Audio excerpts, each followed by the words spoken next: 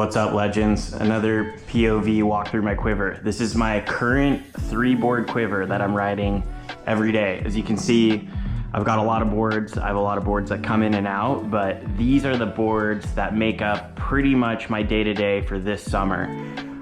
Pretty much surfing all around town, a lot of little beach breaks, down to lowers, trestles area, but pretty much a lot of small Southern California beach break stuff. So let's get into it.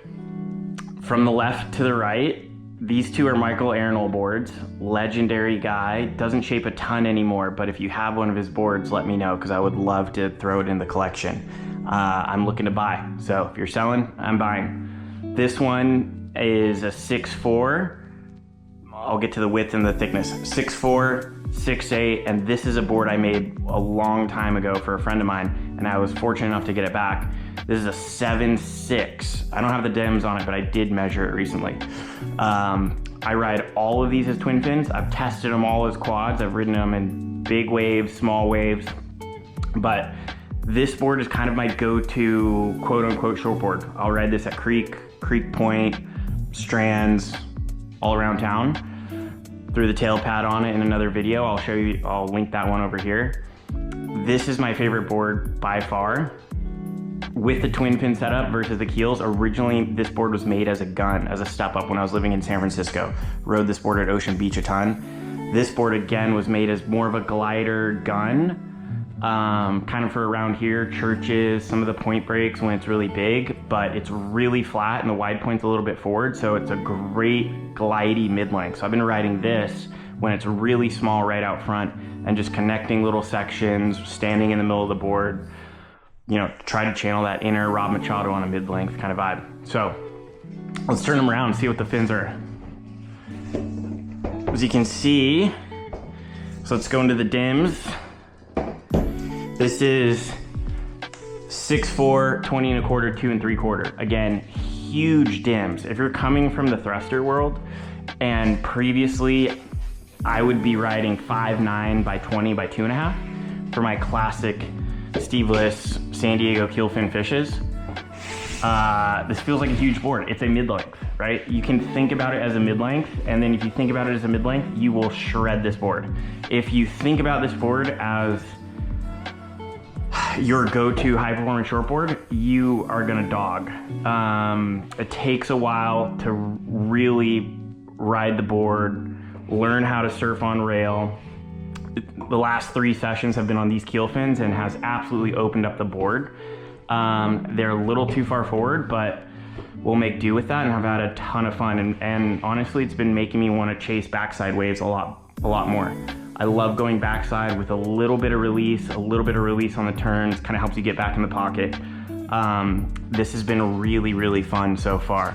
The tail pad, you know, clear glass job, tail pad, you know, FCS OG fin plugs, the original plugs before they had the fusions, which we'll see on that board. I think on that board. No, on that board. And yeah, so you kind of sneak into shortboard spots. You're not that, you know, goofy guy on a big old fish, but you get every wave. And if there's one complaint about this board, it's a good board, not a magic board. It's got a really nice rail on it, pretty modernized all around. Very simple double concave to a little bit of V out of the tail. Very proven bottom design. The nose rocker's a little flat. It's got that classic, so Michael shaped for Hobie for a long time. And it's got that classic Hobie Gary Larson foil. So just a little beak, if you notice right here, just a little beak nose and a good amount of volume right here, but just not enough kind of curve up front, and I'd probably move the wide point back. It's a really straight rail from here to here.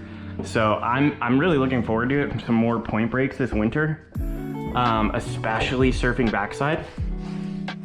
But there's one issue with my current 3-board setup is there's a lot of crossover between these. This one just kind of gets you into more quote shortboard spots, you know, without standing out so much. But at the end of the day, everything I can do on that board, I can do on this board. I love the pulled in tail and the really deep swallowtail.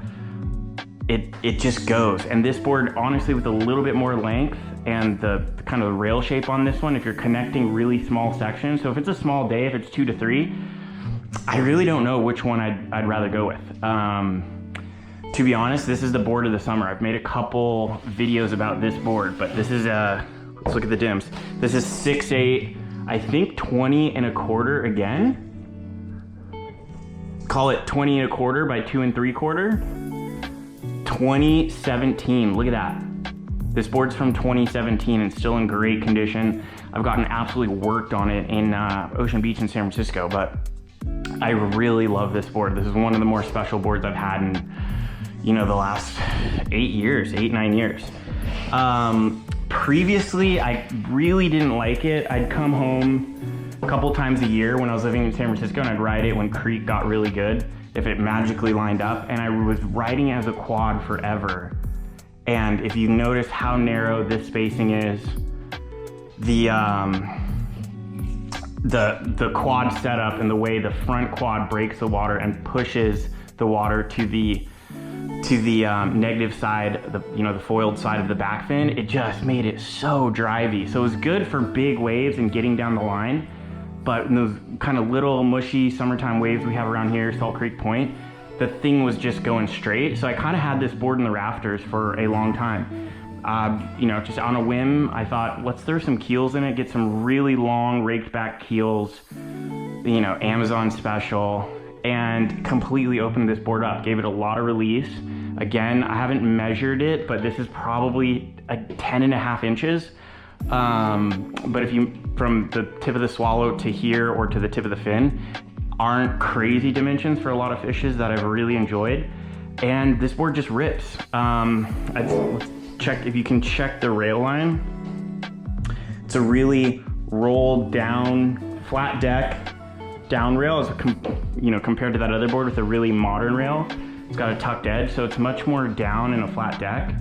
And you think that'll kind of turn you off on it, but honestly, the board really rips. I think one proof of that, the most advanced shaper right now in terms of deck foils and volumes with deck and deck contours is probably Ryan Birch, and he rides a lot of boards, flat deck and or concave deck, and then a very similar rail shape, and it works. So all in all, this board, I'm actually trying to preserve this board. I'm not trying to beat this board into the ground. I want this board to be around for a long time, and I really want to surf it in some big point breaks this winter. So this board is kind of the staple. I've had fun in small, medium-sized waves, goes off the top well, and I'm really excited to ride in some, you know, really big juice. Lastly, the board that gets the least amount of time, but works perfect because it fits perfectly in my truck, end to end, and I can lock my truck bed. So it's kind of a good sleeper to have in the Quiver, but this is sort of my mid-length right now. I haven't surfed it a ton recently in good waves. I've surfed it a lot in grovelly waves where you just kind of want to stand in the center. You're not going to want to fight or work really hard on these two boards. So if it's a little smaller, a little mushier, if it's small and kind of roll, you know, got a little wedgy lip to it, and you can connect sections, I'm on those two boards. If it's really small and mushy, I haven't been longboarding this summer. I am, quote, probably considered a longboarder. I grew up longboarding, I grew up shortboarding as well. I have, you know, multiple logs we'll talk about over here. Some really special boards, some in the garage as well, but this has kind of replaced that. I've just gone out front, trunks on, connect little sections. The big difference here, again, the common theme for me, at this stage in my surfing, 25, not to be the old guy, but 25 years in, this board works really well as a twin fin as well.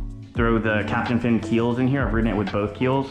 The captain fin keels that are a little bit more upright, those plugs, all of those plugs and fin placements, I put way too far back. So just a little background, I did shape this board. This board was probably shaped around 2010?